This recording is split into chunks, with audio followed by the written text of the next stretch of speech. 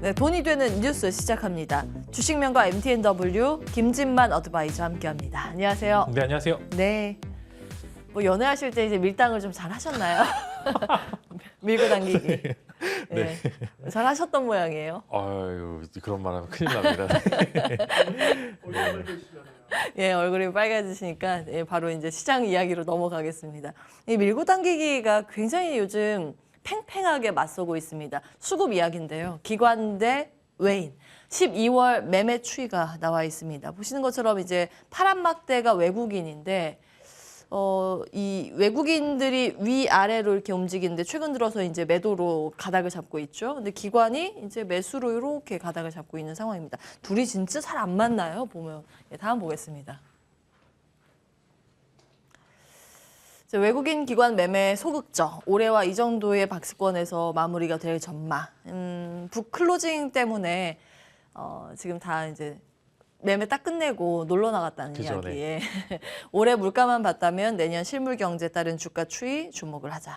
뭐 어떻게 보세요? BOJ 이야기 오늘 굉장히 많기는 한데 어떤 관점으로 시장을 봐야 될까요? 네, 뭐 BOJ는 다른 매체 혹은 이제 오전에 당잠사 등을 통해서 많이 접하셨기 때문에 다른 예. 포인트로 접근을 해 보시면은 일단 한국 시장에 보통 연말이 되면은 뭐 대주주 양도세 관련해서 차익 실현 물량이 나오게 된다라고 하는 이야기도 굉장히 많고요. 거기에다 올해 같은 경우에 금융투자세가 아직 확정이 되지 않았기 때문에 사실 기관이든 외국인이든 혹은 이제 개인 투자자들의 큰 손이든 어떤 한쪽으로 좀 하기에 좀 모멘텀이 부족합니다. 이제 이런 부분들이 좀 해결이 되고 딱 정해진다라고 하면은 뭐 이제 매도가 나와서 저점 매수를 하든 혹은 이제 고점에서 계속적으로 상승 랠리를 이어가든 이런 포인트가 나오게 될 텐데 일단은 당장 다음 주가 이제 거래일이 지금 올해 거래일이 별로 안 남았더라고요. 한 예. 6거래 정도 이제 남았는데 거래일이 얼마 남지 않았음에도 불구하고 이런 부분들이 확정이 안 됐다라는 게 뭐 사실 더 큰 폭의 무빙 이제 좀 이제 지수 상승을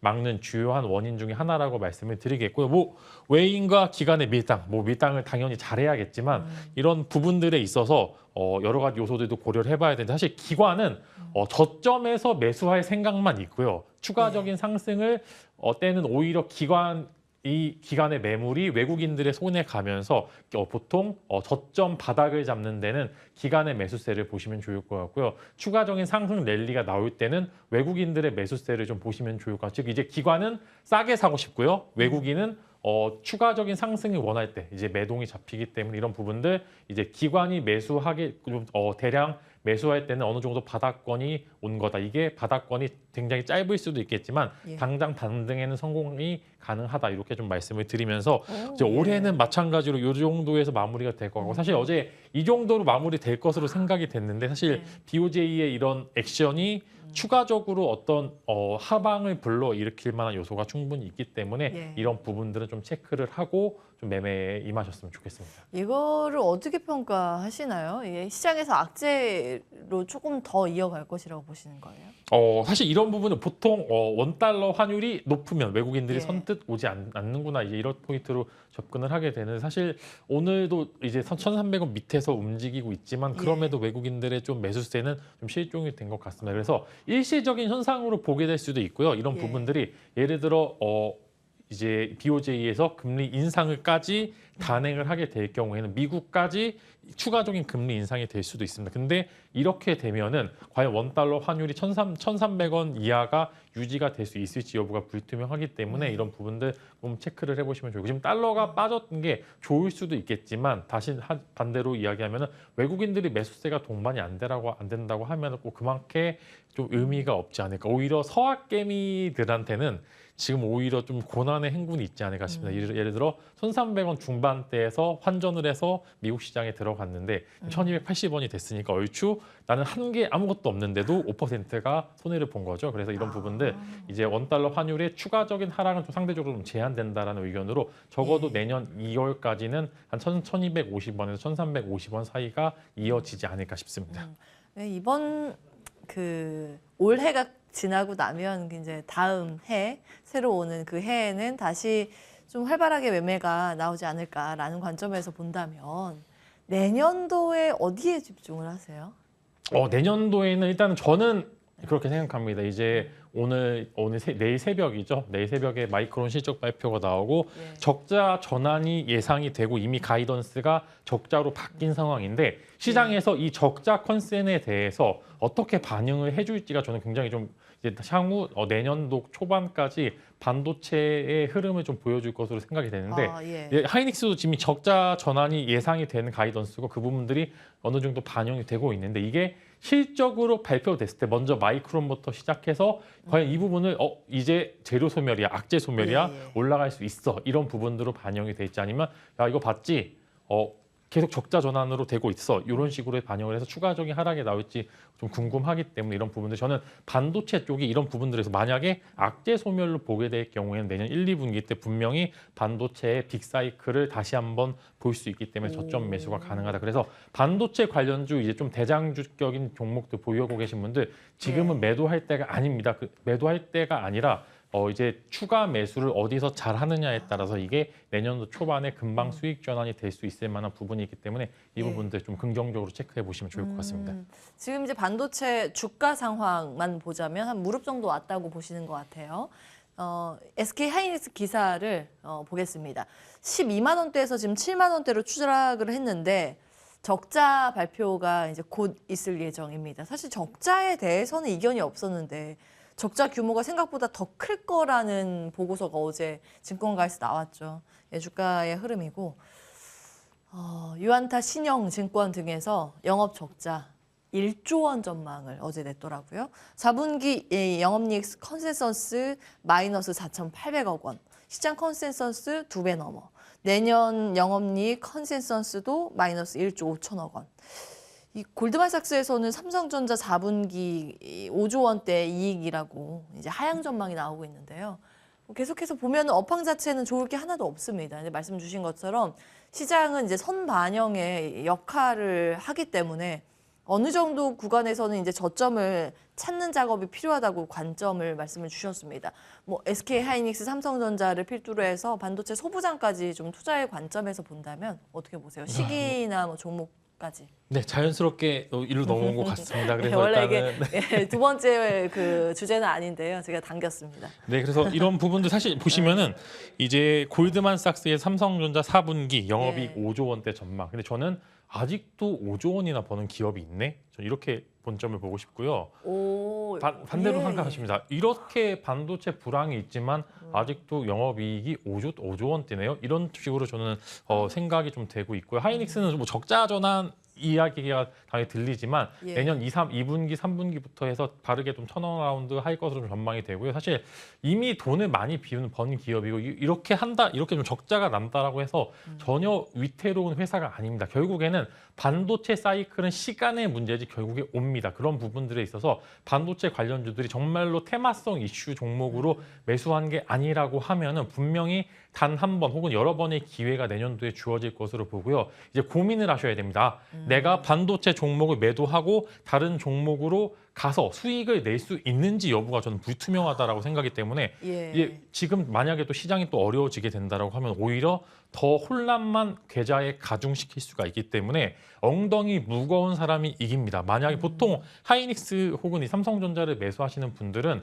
이제 뭐 정말 큰 돈을 한 번에 들어가시는 분들도 굉장히 많고 보통 소액으로 매매는 잘 안 하는 종목이기 때문에 크게 들어가셨다라고 하면 분명히 이런 종목들은 다시 올라오게 될 수밖에 없습니다. 지금 뭐 이전에 2021년도, 2022년도 초까지 해서 반도체 빅사이클 이야기가 1년 만에 다운사이클의 절정으로 나온 상황인데 또한 마찬가지로 금리 인하 시기가 끝나게 되면 또다시 빅사이클에 대한 이야기가 나옵니다. 우리는 그때를 노리면서 현금 확보와 그 안에 있는 짧게 트레이딩이나 스윙 종목으로 수익을 내고 그때까지 조금 생존으로서 이야기를 좀 말씀을 드리면 될 것 같습니다.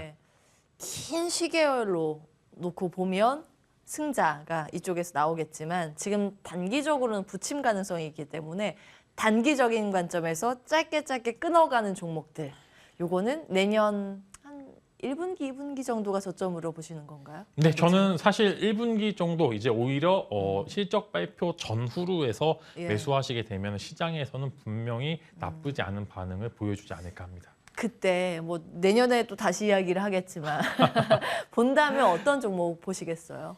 저는 하이닉스 여전히 대형주 하이닉스. 쪽에는 관심을 가집니다. 이제 보시면은 여전히 매수 의견은 맞고요. 사실 보통 네. 중립 의견을 잘 내진 않긴 하지만 저는 그럼에도 7만 원대의 하이닉스의 주가는 여전히 매력적이고요. 만약에 네. 미중 이제 좀 반도체 전쟁이 이어지면서 중국 쪽의 그런 이슈들로 인해서 오히려 후발주자들이 좀 뒤로 처지는 그런 액션을 보여주게 된다라고 하면은 기존에 있었던 하이닉스의 뭐 디램이나 낸드 쪽에 상대적으로 조금 여유로운 그런 예, 이제 예. 점유율 싸움이 되지 않을까. 결국에 디램 가격이 오르게 되면은 좀 긍정적인 이슈가 있고 오늘 제가 이제 들어오기 전에 기사로 좀 접했는데 삼성전자에서 이제 디램이나 낸드 가격이 10% 상향한다고 하더라고요.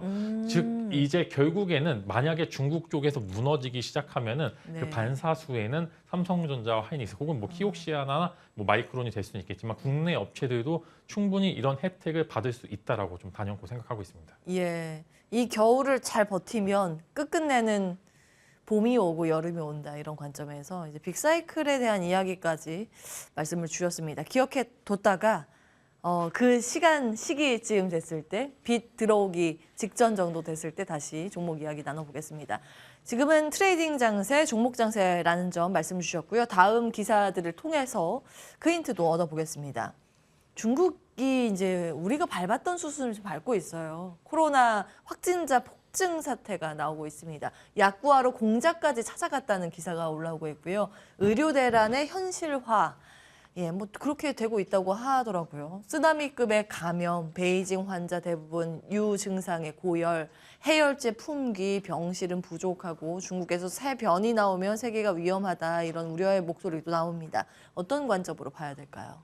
이제 저는 만약에 트레이딩 관점이 유효하다라고 하면 즉 이제 예. 시장에 과대 낙폭이 없다라고 하면 재료의 신선함에 따라서 충분히 트레이딩하기 좋은 시간이었다라는 말씀과 함께 결국에는 중국 의료대란 현실화가 가장 예. 신선한 재료라고 생각합니다. 이제 뭐 여러 가지 이슈가 있죠. 뭐 감기약 관련된 이슈 혹은 이제 뭐 호흡기 관련된 이슈, 그다음 여러 가지 뭐 진단 키트 관련된 쇼티지 이런 관점에서 그 안에서 철저하게 순환매 관점으로 돌아가게 될 광량이 크기 때문에 의료대란 현실화 그 안에 여러 가지 쇼티지로 인한 국내 업체 수에 충분히 가능하고요. 당장 중국과 근접해 있어서 좀 위료 체계가 잘 잡혀 있고 생산 공장 또한 굉장히 깔끔한 게 또 한국이기 때문에 이제 이런 생산의 명가 한국이 제조업의 명가인 한국이 분명히 반사 수혜를 볼 수 있다라고 좀 말씀을 드리면서 여러 이제 섹터가 좀 돌아가면서 순환매 관점에서 수익을 볼 수 있을 것 같다라고 말씀을 드리고 싶습니다.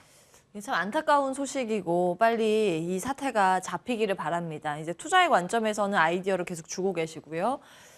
그러면 지금 사실 굉장히 많은 테마가 여기에 묶여 있습니다. 많이 돌고 있고 순환매가 돌고 있는데 어디에 주목하시는지요? 저는 일단은 당연히 원료 의약품 쪽에서 먼저 나올 것 같고요. 저는 연질 캡슐 관련주 한번 보고 싶은데요. 이제 서은과 RP 바이오 두 종목이 지금 국내에서 좀 이제 양분화가 되어 있는 사실 제약 쪽 회사 다니신 분들은 서은과 거래를 안 하는 곳이 없습니다. 즉 그만큼 국내 시장에서 워낙 점유율이 높은 상황이고요. 거기다 추가적으로 지금 쇼티지가 일어날 수밖에 없는 게 예.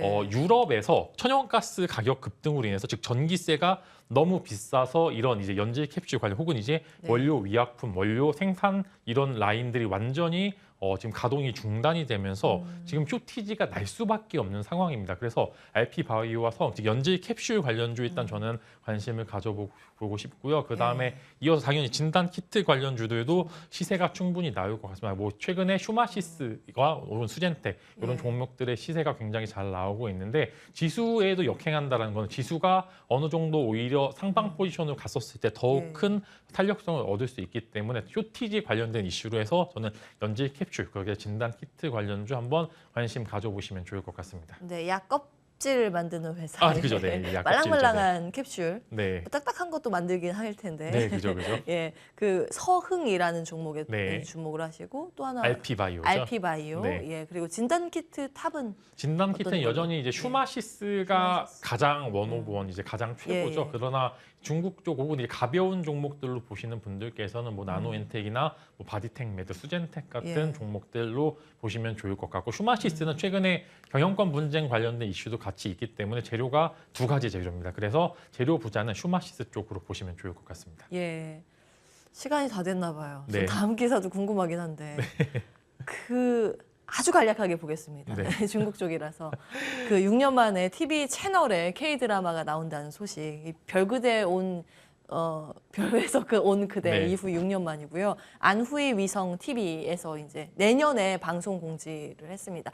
여기가 옛날에 그 한알령 해제 그 전에 보면 한국 드라마를 많이 방영했던 그런 채널이거든요.